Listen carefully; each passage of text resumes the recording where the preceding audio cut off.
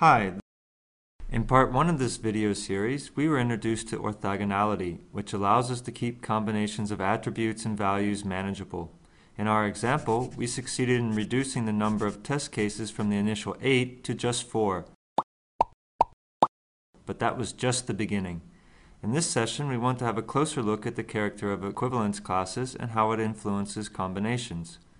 Coming back to the example in session 1, it was specified that people younger than 18 would not get insurance. So the system will generate an error message, our test will stop here, and no premium will be calculated. We call this an invalid equivalence class. Quite obviously, we cannot use this instance to test male and female too, because we will never get there, or in other words, invalids cannot be combined. On the other hand, if we specifically want to test an invalid instance, we have to make sure that we maintain maximum probability while getting to the position where it's handled by the application.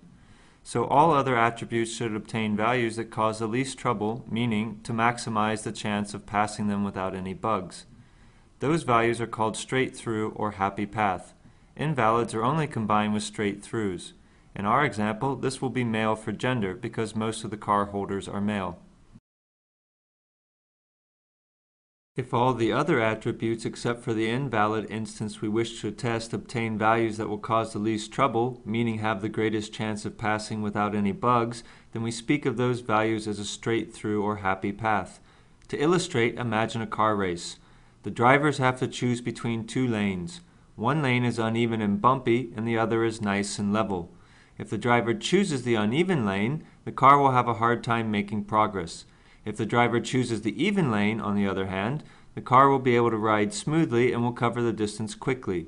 Not only is it almost guaranteed that it will finish the race, but the car in the even lane will cross the finish line long before the car in the uneven lane, if it ever finishes the race at all.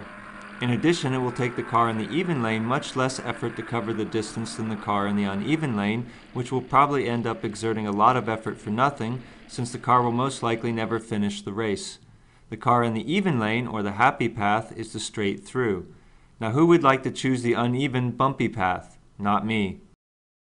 Now we can use this information for combinations in our tool.